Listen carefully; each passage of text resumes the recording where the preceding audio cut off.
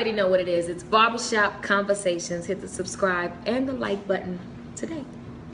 All right, we're here with Ken Porter. First, I got to ask you, how was the fight Saturday night? I saw you in the VIP room rubbing elbows with everybody. I wouldn't say that the VIP room was all that. They had some cheese. They had some grilled cheese sandwiches in there.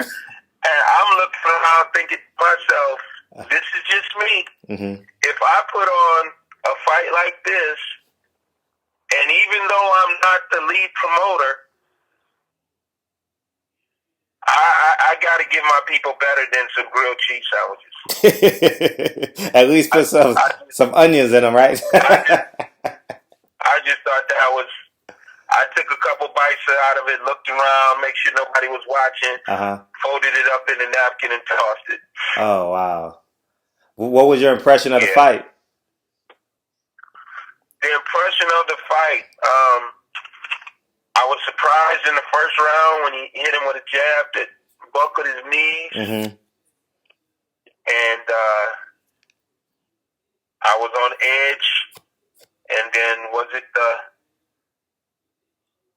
second that he dropped him? Yeah, the second round. Second round. Immediately after the jab. And the second round, he put him down with a right hand when they traded right hands. I mean, I was shocked and concerned at that point, but he weathered that storm. Mm-hmm. And then he came out in the third, and his tactic was, to just tie him up a little bit more to buy himself some time, and that worked for him. The first half of the fight, I felt like the first half of the fight was Kovalev's fight. I haven't studied it on video at home yet. Mm-hmm. I looked at the first 4 rounds, and I gave Kovalev first 2. I looked at the third round twice now, and I'm giving it to Andre. And then I was just starting on the 4th round, but I didn't get to it yet. Okay. As I was at the fight, I was too emotionally tied into the fight to score it. You too? Yeah, I was. I was locked in so emotionally. I noticed that I was locked in emotionally because I wasn't yelling, and I thought to myself, like, why aren't you yelling? And then I realized that I was just really tense. Mm-hmm. And then when I did yell, I was yelling as if I was actually talking to Andre, and I realized when I heard myself yell that it was emotional. Come on, Dre! Yeah. Come on, Dre! Uh-huh. That wasn't me yelling like a fan. That was me yelling like, I was personally talking to him, and the referee was pissing me off too. Yeah, how Kovalev was headlocking him so much, right? Oh my goodness! Let me say this as far as that's concerned. I'm yelling at this referee about the headlocks, and the question I'm going to ask you, and I'm sure if I ask 100 people, they say the same thing. If I put you in a headlock, do I just put you in the headlock and just keep my arm in that position? Do I put you in that headlock and I choke you? You choke you. Yeah, you 100% choke him. Yeah, no one's putting anyone in a headlock just to put their arm around them. Mm-hmm. They're going to bear down and choke. And when you walk them backwards, you take the oxygen out of them. When you walk them backwards, you bend their neck, you take the oxygen away from them as well. Mm-hmm. Exactly. So this kid's getting choked all night long. Not only is he getting punched, but he's getting choked. And I was very disappointed in the referee, and I was yelling at him to let him know that, and I was calling him by his first name and his last name. Robert. I tell him to his face. Yeah. Hey, this was the first fight in a long time where it was so visceral and so emotional. Media was like, fuck this. This is a fight. I'm choosing a side and I'm going with it. And it was divided over there in the media room. You was on the other side, but it was thick in the media room. You heard all the Kovalev fans cheering, like for real, Ken. It was, and we supposed to be not unbiased in the media area, but it was like fuck this. I'm rooting for Kovalev, and the other team is rooting for Ward. Let's go. Oh, wow. Yeah, I didn't know that. yeah. It was. I did go to Twitter throughout the night during the fight, and I could sense that kind of thing was going on. Mm-hmm. But, the way you described it, you were actually a part of it. That's different from just reading it on Twitter. But I could see that, kind of thing was going on. But things get lost in interpretation with Twitter and text messages. But you actually were a part of it. So that's crazy. Yeah, and when they read off the decision, I was actually interviewing Lomachenko. Literally, as he read off the scorecards, and Lomachenko thought Kovalev won. And he was just shaking his head like, oh, man, I can't believe these Americans stole this fight. But it was. But I had Ward winning by 1 point, and I rewatched it. I was so anxious to get back home. And I had Ward winning 8 rounds to 4. I just thought that Kovalev just deteriorated in the 8th round on. He just had nothing left. And because Ward is not the aggressor per se, like your son, he was a little bit more tactical, a little bit more cautious. So he just outpointed him per se, and he kept him off balance with his feints a lot, and he was doing a good job at changing circles. He was half circling in both directions, which confused the shit out of Kovalev. When you watch it from the 8th round on, Ken, you're gonna notice that Kovalev fell for every feint. Every feint.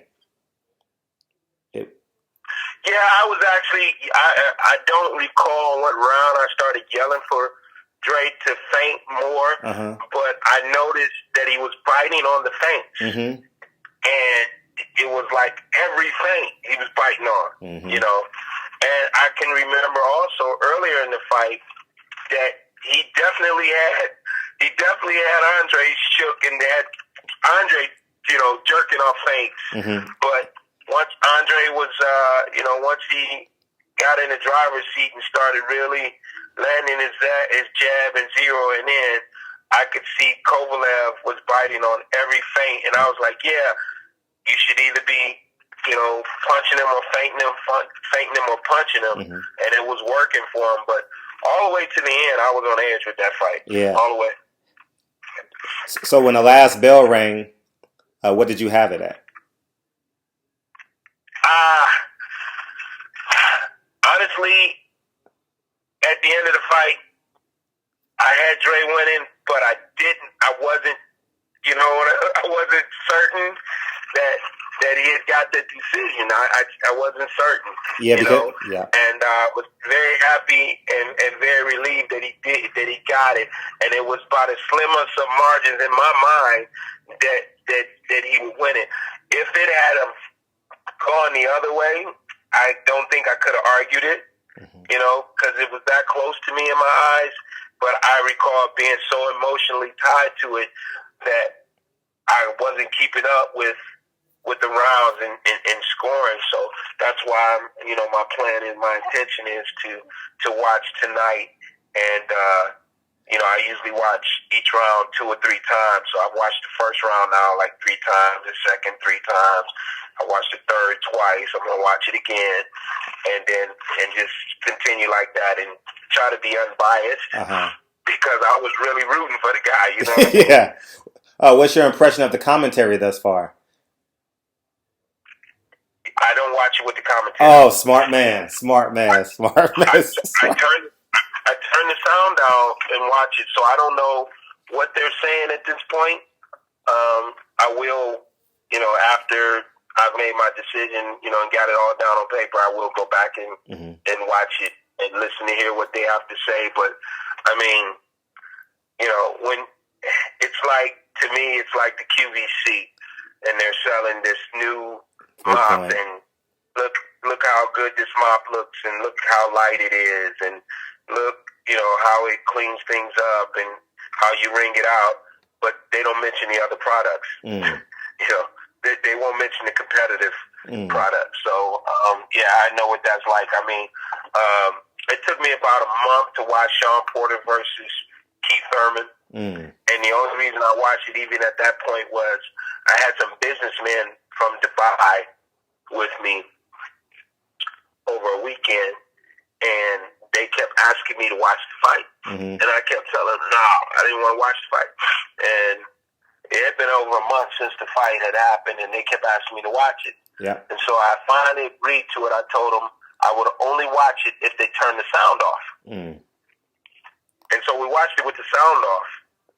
And there was a point where they said, Ken, can we turn the sound back on? We want to hear what they had to say right there.